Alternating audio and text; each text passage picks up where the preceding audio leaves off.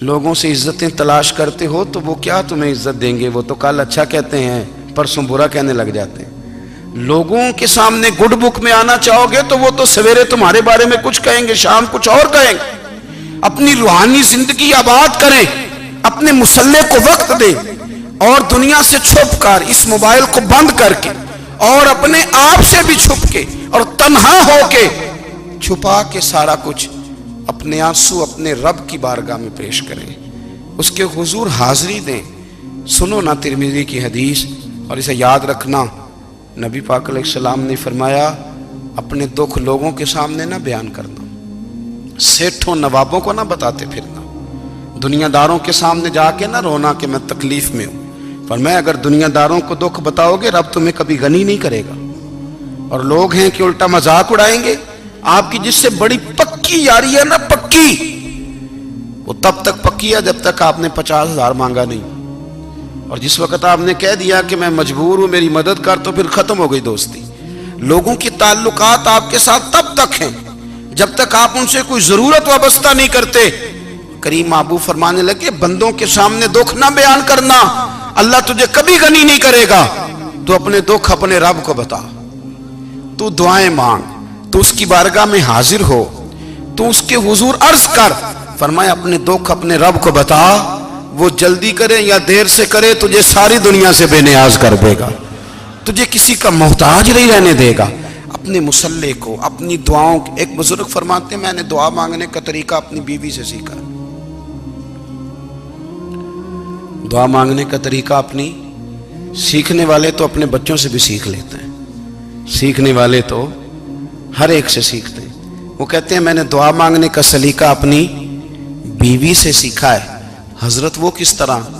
فرمانے لگے میری بیوی نے نا مجھے کوئی کام بتایا، کچھ پیسوں کی ضرورت کے لیے کہا، تو میں نے اسے کہا کہ بھئی ابھی میرے پاس نہیں ہے، کچھ دنوں میں آتے ہیں تو میں دے دوں گا۔ عورتوں کی عادت ہوتی ہے وہ بار بار یاد کراتی ہیں۔ 2-4 دنوں کے بعد پھر اس نے کہا حضرت وہ میں نے کہا تھا کچھ پیسے، میں نے اسے کہا کہ ابھی میرے پاس نہیں ہے، کچھ دنوں میں ملتے ہیں تو میں تمہیں دے دوں گا۔ اس نے کچھ دنوں کے بعد پھر کہا حضور وہ میں نے کچھ پیسے کہے تھے۔ فرماتے میں نے ڈانٹ دیا، میں نے کہا کہ کیا تو روز مجھے شرمندہ کرتی ہے، کہا نا میرے پاس نہیں ہے، ہوں گے تو دے دوں گا، تو روز یاد کراتی ہے۔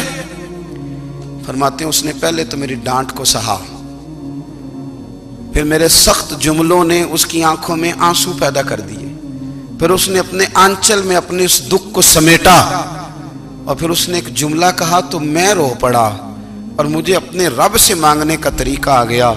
مجھے کہنے لگی حضرت جی آپ نے ڈانٹ دیا میں نے سہ لیا، پر آپ ہی میرے شوہر ہیں، بتائیں نا آپ سے نہ کہوں تو میں کس سے جا کے کہوں۔ فرماتے ہیں میں رو پڑا، اور میں کھل کے رویا، اور میں تڑپ کے رویا، اور پھر میری سسکیاں بند گئیں۔ تو مجھے کہنے لگی آپ کو کیا ہوا؟ میں نے کہا مجھے بھی دعا مانگنی آ گئی ہے۔ جب میں اسے کہوں گا نا اللہ تو ہی میرا رب ہے، میں تجھ سے نہ کہوں تو میں کس سے جا کے کہوں؟ میں کیوں کسی بندے سے سوال کروں؟ میں کیوں کسی دنیا دار سے کہوں؟ میں تیرے بندوں کا، نیک بندوں کا وسیلہ لے کے، تیرے محبوب کی غلامی لے کے تیری بارگاہ میں آئیں، تجھ سے نہ مانگوں تو کس سے مانگوں؟ سمجھ آ گئی ہے؟ جب میں اس رنگ میں مانگوں گا تو پھر رب میرے اوپر بڑا ہی فضل فرمائے گا، وہ میرے اوپر بڑی رحمت کرے گا، وہ میرے لیے آسانیاں کرے گا۔ عزیز دوستو ہم اس طرح کرنے لگ گئے ہیں کہ ہم نے نا اپنے تعلقات پر اعتماد کرنا شروع کر دیا ہے۔ میرے تعلقات بہت ہیں، ہم نے اپنی دولت پر اعتماد کرنا شروع کر دیا ہے، میرے پاس دولت بہت ہے۔ ہم نے اپنے علم پر، اپنی شہرت پر اعتماد کرنا شروع کر دیا ہے کہ میرے پاس فلاں چیز بہت ہے۔ یاد رکھنا جب بے نیاز اپنی صفت بے نیازی دکھاتا ہے تو بڑی بڑی دولتوں والے مجبور نظر آتے ہیں۔ بھائیو جب انسان کا رشتہ اپنے مالک کے ساتھ ہوتا ہے پھر تو غم بھی کچھ نہیں کہتے، پریشانیاں بھی کچھ نہیں کہتی، پھر تو زندگی صبر والی، پھر تو زندگی توکل والی، پھر تو زندگی بھروسے والی، پھر انسان اپنے آپ کو رسوا نہیں کرتا۔ دنیا داروں سے امیدیں اس کی ختم ہو جاتی، امیدیں اللہ رسول سے لگا لیتا ہے، مضبوط ہو جاتا ہے، مضبوط، طاقتور ہو جاتا ہے، خوددار ہو جاتا ہے، باوقار باعزت ہو جاتا ہے۔ حضرت بہلول دانا رحمت اللہ علیہ بیٹھے تھے تو ہارون رشید حج کر کے آ رہا تھا، تو رستے میں حضرت شیخ سے ملاقات ہو گئی تو السلام علیکم کے بعد کہنے لگا حضور کوئی حکم ہو تو بتائیے گا. تو حضرت بہلول دنا فرمانے لگے تیرا رب کون ہے؟ اس نے کہا اللہ. تو فرمایا میرا کون ہے؟ کہا اللہ. فرمانے لگے تو بڑا ہی بیوقوف ہے، کیا تو یہ سمجھتا ہے کہ رب ہارون رشید کو تو دے گا اور بہلول دانا کو بھول جائے گا؟ تیرا بھی وہی رب ہے، میرا بھی وہی رب ہے. اس نے اگر تجھے دے کے آزمایا ہے تو ہو سکتا ہے مجھے نہ دے کے آزما رہا ہو. جب اس کی حکمت کے تقاضے ہوں گے تو عطا کرے گا اور دے گا. تو جا اپنا کام کر. بھائی اپنی روحانی زندگی، اپنی عبادات، اپنے وظائف، اپنے روزمرہ کے معاملات، اپنی دعائیں، اپنا استغفار. دیکھو کوئی مشکل کام تو نہیں 2 رکوع ہیں سورہ واقعہ کہ اگر رات کو پڑھ لی جائے تو. میں کس طرح یہ بات بیان کروں کہ تعویذ بانٹنا آسان ہے اور وظیفہ بتانا مشکل ہے. سارا دن تعویذ بانٹیں تو لوگ لینے کو تیار ہیں، اور اگر آپ وظیفہ بتائیں تو کہتے ہیں تو مشکل کام ہے. او خدا کے بندے، اگر آپ کا تعلق قرآن پاک کے ساتھ مضبوط ہو، قرآن پاک کے ساتھ اگر آپ کا رشتہ ہو، لوگ سفارشیں ڈھونڈتے ہیں نا دنیا میں، کوئی تعلق مل جائے تو میرا کام ہو جائے. دنیا میں اتنا مشکل معاملہ ہے، آخرت میں مجھے بتائیے گا کتنا مشکل معاملہ ہوگا. میرے نبی پاک صلی اللہ تعالی علیہ وسلم نے فرمایا جو لوگ سورہ ملک پڑھا کرتے تھے نا، سورہ ملک، یہ سورت ملک قیامت میں ان کی سفارش کرے گی، اور اس طرح کرے گی کہ کہے گی اے اللہ یہاں اس بندے کو جنت میں داخل کر دے یا مجھے قرآن پاک سے علیحدہ کر دے. تو رب فرمائے گا جا اس کا دامن تھام کے اسے جنت تک پہنچایا. آپ بات کو سمجھیں، جب آپ کے تعلقات اپنے معاملات کے ساتھ مضبوط ہوں گے. یہ نبی کریم نے وعدہ کیا ہے کہ تو سورت واقعہ پڑھ تیرے گھر میں فاقہ نہیں آئے گا. حضرت عبداللہ ابن مسعود رضی اللہ تعالیٰ عنہ بیمار تھے تو حضرت عثمان غنی رضی اللہ تعالیٰ عنہ تیمارداری کے لیے تشریف لے گئے اور جا کر کے کہا کہ آپ بڑے بیمار ہیں، آپ کی بیٹیاں زیادہ ہیں، میں چاہتا ہوں کہ خزانے میں سے کچھ مدد کروں. تو سیدنا عبداللہ ابن مسعود رضی اللہ تعالیٰ عنہ اٹھ کے بیٹھ گئے اور کہنے لگے امیر المومنین، اللہ آپ کو میری طرف سے، میری بیٹیوں کی طرف سے بہتر صلہ دے. میری بیٹیوں کو کسی خزانے کی ضرورت نہیں، میں نے انہیں خزانہ دے دیا ہے. کہا جناب آپ نے کون سا خزانہ دیا ہے، میں آپ کے مالی معاملات کو جانتا ہوں. تو فرمانے لگے امیر المومنین، میرے نبی کریم نے فرمایا ہے جو سورت واقعہ پڑھے اسے کبھی فاقہ نہیں آتا. میں نے بیٹیوں کو یاد کرا دی ہے، یہ خزانہ میں نے انہیں دے دیا ہے. وہ سارے والدین سنیں جو بیٹیوں کے لیے پریشان رہتے ہیں. حضرت عبداللہ ابن مسعود نصیحت کر رہے ہیں، فرمانے لگے میں نے سورت واقعہ یاد بھی کرا دی ہے، پڑھنے کی عادت بھی ڈال دی ہے. حضور نے فرمایا ہے جو سورت واقعہ پڑھے اسے فاقہ نہیں آتا.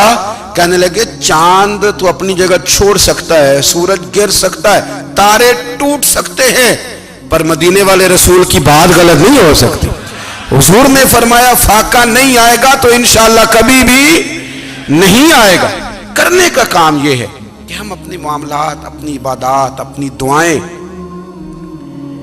کبھی 10 منٹ عادت ہو جائے نا دعا مانگنے کی علیحدہ سے رات کو. حضور نے فرمایا جو فرض نماز کے بعد دعا مانگے اللہ اس کی قبول کر لیتا ہے. نبی پاک صلی اللہ تعالی علیہ وسلم نے فرمایا اللہ مسافر کی دعا قبول فرماتا ہے. حضور نے فرمایا اللہ مظلوم کی دعا قبول فرماتا ہے. حضور نے فرمایا بیمار سے دعا کراؤ اللہ اس کی دعا قبول فرماتا ہے. میرے نبی پاک نے فرمایا ماں باپ جب بھی اولاد کے لیے ہاتھ اٹھائیں، ویسے تے بلے شاہ تو آسمانی اڑ دیا ہی پھڑ دیں، جڑا گھر بیٹھا انہوں بڑھیا ہی نہیں. حضور فرمانے لگے ماں باپ جب بھی اولاد کے لیے دعا فرمائیں اللہ ان کی دعا کو قبول کرتا ہے. آپ اپنا تعلق بنائیں دعا کے ساتھ، عبادت کے ساتھ، مصلی کے ساتھ رشتہ بنائیں، استغفار پڑھیں. صلاح الدین ایوبی صلیبی جنگوں میں تھے، رات کو مسجد اقصی میں نماز پڑھی تو پریشان تھے. ایک بزرگ سے ملاقات ہوئی تو وہ کہنے لگے کہ آپ بڑے پریشان ہیں. کہنے لگے حضور پریشان اس لیے ہوں کہ پہلے ہی مسلمان کمزور ہے، اب میں نے سنا ہے دشمن کا ایک بحری بیڑا وہ جنگی سامان سے بھرا ہوا آ رہا ہے، تو اب ان کے پاس اور تلواریں اور نیزے آ جائیں گے، مسلمانوں کے پاس پہلے ہی وسائل کی کمی ہے، پریشان ہو کس طرح کر کے مقابلہ کریں گے.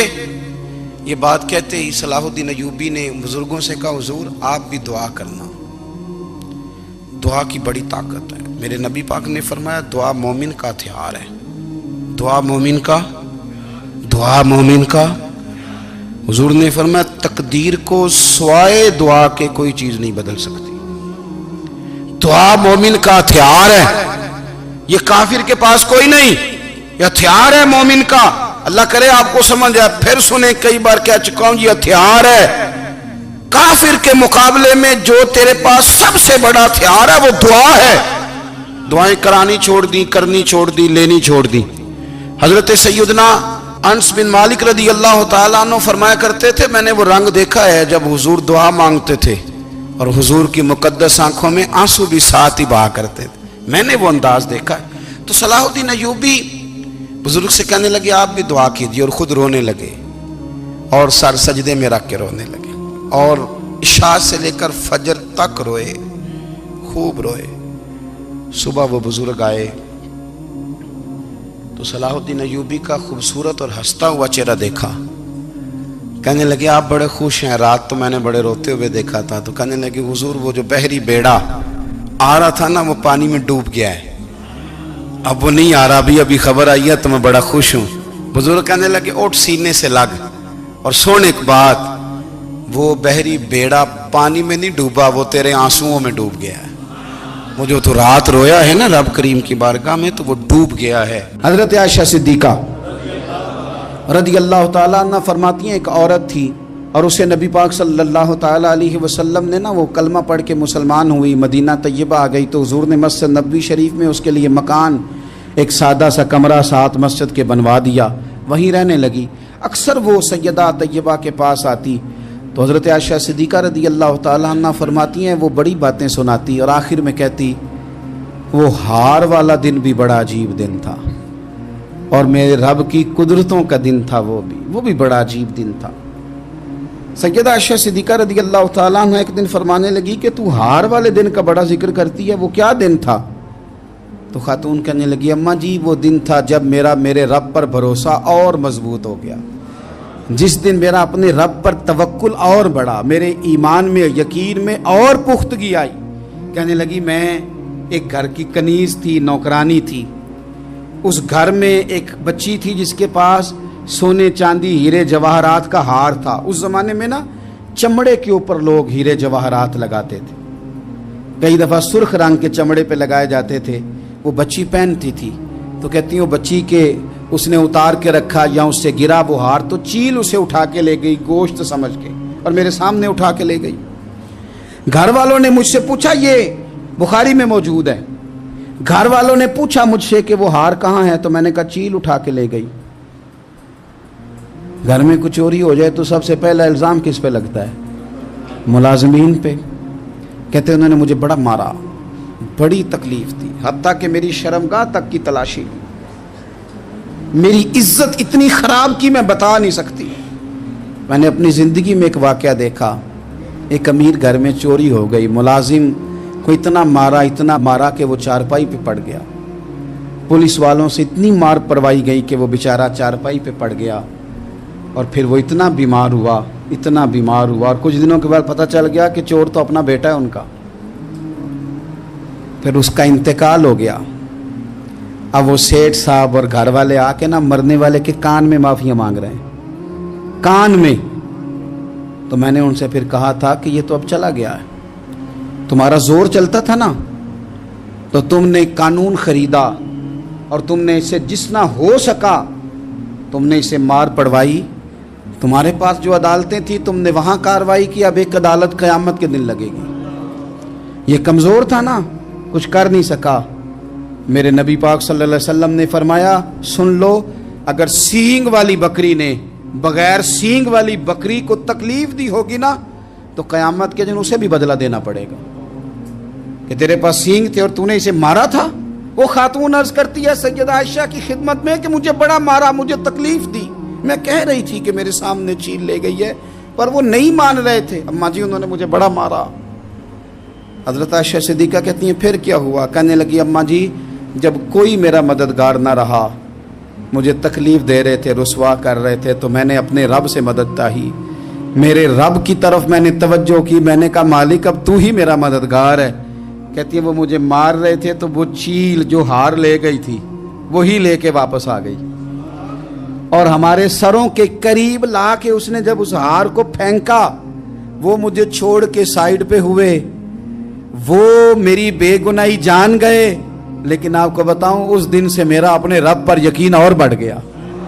मुझे समझ आ गई कि जब इंसान पूरा टूट जाता है और जब कोई चारों जानिब उसका मददगार नहीं होता, तो रब तो होता है ना, अल्लाह तो उसका मददगार होता है ना, वो तो फिर अपने उस बंदे की मदद करता है ना, फिर वो तो तवानाई देता है ना, वो तन्हा नहीं छोड़ता, वो तो आंसुओं वालों के आंसुओं पे बड़ा करम फरमाता है, वो तो कसम पुरसी में आ जाता है, उसकी रहमत बढ़ के इस्तकबाल कर लेती। ओ मेरी मिल्लत के जवानों, मज़ा नहीं आ जाता जब सारी दुनिया सोई हो, सारी दुनिया, और बिस्तर भी गर्म हो और नींद भी पूरा गलबा कर रही हो, और अचानक घंटी बजे दिमाग में, आंख खुले, घड़ी पे नजर पड़े, 3:30-4 बजे का पैगाम घड़ी बताए, और कोई चढ़ती जवानी वाला उठ के वुजू करे, और जब वो मुसल्ला खोल के बिछाए तो मदीने वाले महबूब कहते हैं कि हर नमाज पे रब सवाब देता है, और जो उठ के तहज्जुद की नमाज पढ़े उसे देख के तो रब मुस्कुराता है, जो उसकी शान के लायक है, जो उसकी शान के लायक, वो मुस्कुराता है, खुश होता है कि मेरा बंदा तहज्जुद में उठ गया, वो मुस्कुराता है। काश हमारी सुबहें कभी अपने मालिक के नाम हो जाएं, काश के सुबह। हजरत अबुल हसन रहमतुल्लाह ताला अलैह हजरत माज इब्ने जबल रदी अल्लाह ताला अन्हु के पास बैठा करते थे। फरमाते हैं उनसे जो प्यार बढ़ा तो फिर मेरा मुसल्ले से भी बढ़ गया। ताबिएं फरमाते हैं सहाबी रसूल से मोहब्बत हुई तो जिक्र से भी हो गई, फिर दुरूद शरीफ से भी हो गई। मोहब्बत उनसे बढ़ी तो फिर अल्लाह ने मस्जिद का प्यार भी बढ़ा दिया। आप फरमाते हैं कि मेरी हर वक्त तबीयत चाहती थी कि बस अल्लाह अल्लाह करूं, बस अल्लाह अल्लाह करूं, बस ना मैं जरा थोड़ी जान छुड़ाऊं लोगों से, को 10 मिनट मिले तो मैं कुछ 4 नफल पढ़ लूं, मैं थोड़ा सा ना बचूं लोगों से, और मुझे तस्बीह मिले तो मैं ना कुछ 400-500 दफा इस्तिगफार पढ़ूं, सुभान अल्लाह, अल्हम्दुलिल्लाह, अल्लाहु अकबर, ला हौला वला कुव्वता इल्ला बिल्लाह, मैं ना तस्बीहात पढ़ूं। फरमाते हैं कि बच्चे थे घर में 6-7, गुर्बत थी, काम मिलता कोई नहीं था, और मैं काम चोर नहीं था, काम ढूंढता था, पर अल्लाह की कुदरत के काम नहीं मिलता था। फरमाते हैं कि मैंने एक दिन अपनी अहलिया से कहा कि आज मैं फिर जाता हूँ काम ढूंढने, तो मेरी बीवी बड़ी फर्मा बरदार थी, पर उस दिन ना गुर्बत के हाथों तंग आके कहने लगी, आज नाना कोई तू चीज़ लेके आया, तो मुझसे बच्चों की भूख नहीं देखी जाती है, सब रोगां दा रोग मुहम्मद जिसदा नाम गरीबी, कंड बुला के लंघ जाते नहीं दोस्त यार करीबी, आज ना कुछ लेके आया तो मैं बच्चे लेके लेके चली जाऊंगी।